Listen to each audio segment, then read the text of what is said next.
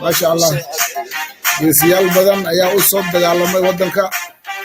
waqooyi koonfur talyaani iyo ingiriisba ما شاء الله waqooyi koonfur waxay isku darsameen kooda luulyo ما شاء الله jacayl ay isku qabaan ayay iskugu yimaadeen kadibna ilaa 90kii waxaa socday isjacayl iyo walaaltinimo laakiin 90kii ayay kala baxeen waqooyi iyo koonfur ilaa haddana meel iskuma sheegaan waa dhibka iyo problemku ka jiriyaa marka ilaahay ha isku keeno ilaahay maaragtay burcada ha isku mariyo marka nuur daalacay aad u mahadsan yahay ما شاء الله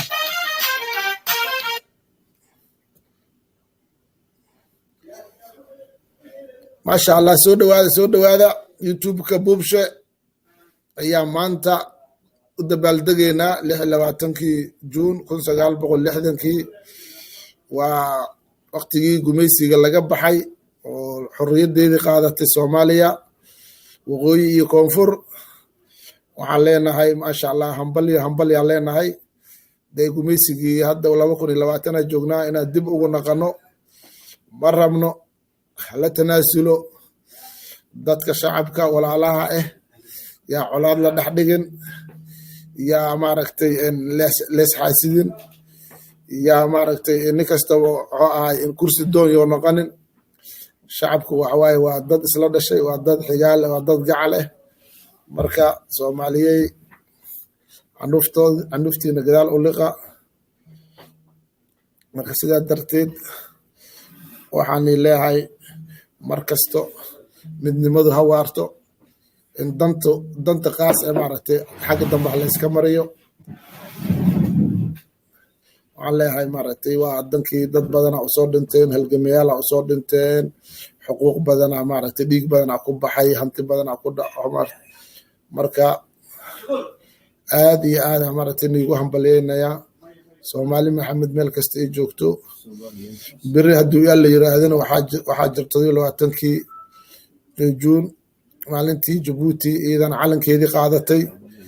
ambal yaa leenahay iidana faansi juwaagi birito la waaye oo Djibouti iidan insha Allah waa ka soo hadli doonaa hadduu alla yiraahdo maanta waa waqooyi maanta waa Soomaali waqooyi iyo koonfur waaye ما شاء الله waxaan leeyahay cimrigiina Allah raajiyo marka cadawgiina Allah qabto marka waxaan leenahay labada qowmiyadood oo kala degto wax dhaxdhaxaad ina isku timaadeen ummadda Soomaaliyeed maaragtay waxa ay rabto cod ha loo qaado afti ha loo qaado hadii gooni isku taagna qatane hala fasaxo haddii walaaltinimadana maaragtay jiraysan walaaltinimadana ha jirto yaa maaragtay la iscaburinin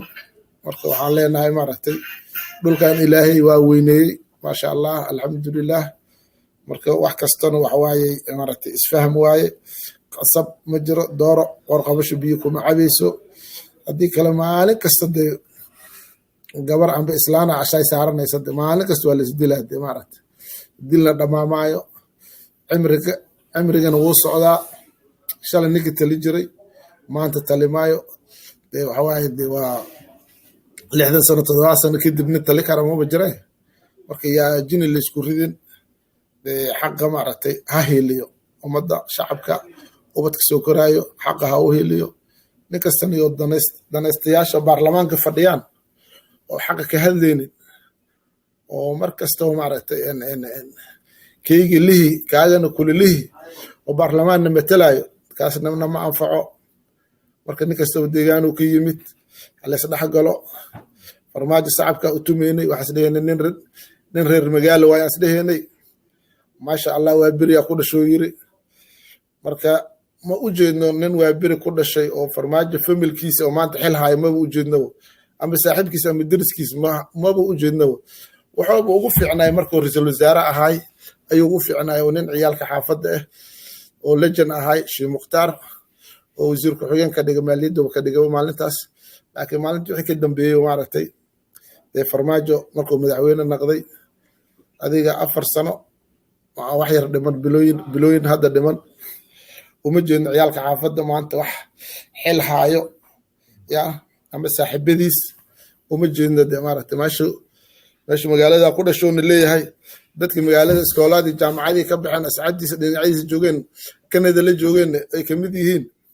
Yusuf Shaqaaq Maxamed Muslimiin Yusuf Tutor Yusuf oo rag badan ay joogaan oo saaxiibtiisa ahayeen xataa ma hayno farmaajo kama hayno raggii campaign-ka maaragtay ya oo maaragtay la campaign kareynayeen maaragtay ma hayno marka farmaajo ciyaalka xaafadda tahaan ku leenahay maaragtay isku day ciyaalka xaafadda inay dhinacyadaada istaagaan maaragtay anigana insha Allah waxaa shacabku ugu tumeynay wadanku 19 waa la kala tegay waxaan isdhehaynay waasho maaragtay hal isku soo noqdo adigana haddaad tiri maaragtay 19 iyo waxa lamid ah maaragtay aan sameynaa maaragtay ma qurux badno masha Allah waxaan leenahay maaragtay xaqaha heeliya leenahay markasto dawladna waxay ku fiican tahay in maaragtay wada tashi iyo maaragtay is-aaminaad laakiin anaa iri iyo anaa yeele maaragtay sharcigan inuu shaqeeyo waaye askariga inuu cunug masaakiina ama maaragtay maxaa u hadasho la isku dilana waa laga qurux badan yahay xornimadan sida lagu keenay gumaysi in Ethiopia iyo maaragtay iyo Kenya maaragtay gacanta noo gashana maaragtay ma qurux badno Soomaalina gumaysi yeeli mayso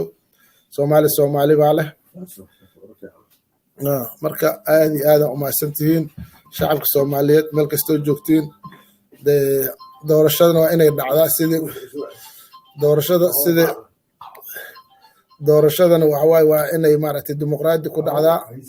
haddii min cod la waayo waa shalay sidii maaragtay Sheekh Shariif iyo Sheekh Xasan Sheekh sidee ku qabteen ku qabo haddii kale de waxay noqonaysaa de maaragtay ninka raaya reerku haraya noqonaysaa dagaalna waxa waaye maaragtay wiilku ma dhasho wiilaa ku dhinto marka caano maaragtay nabadda caana lagu cabaa maaragtay maashada qori iyo maaragtay caaridiisna hadda ma soconayso dee waxaan leeyahay taliyaasha ciidamadan waxaan leeyahay taariikhdan ay xusi doonto in lagu shaqeysto biri waa tagaa ninka maanta ku dhahayo maaragtay hebel dil amba hebel maaragtay anigu igu soo horjeedaa taliyihii maanta maaragtay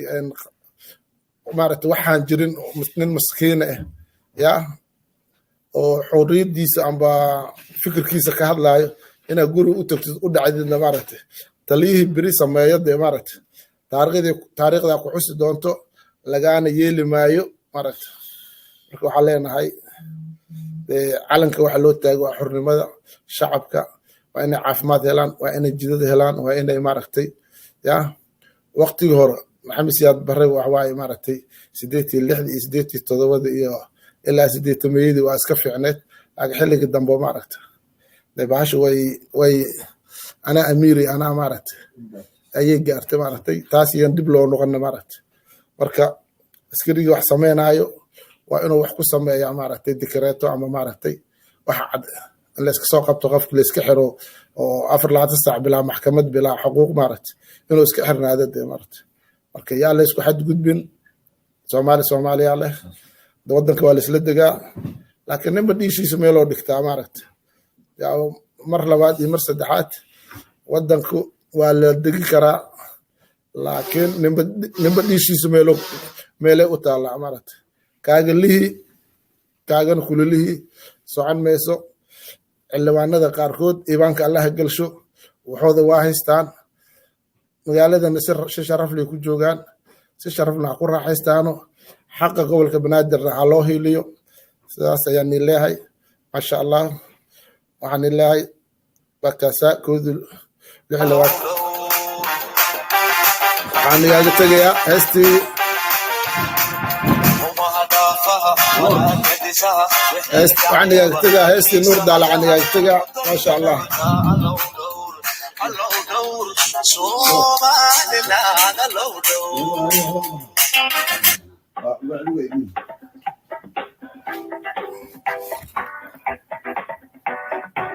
Come on.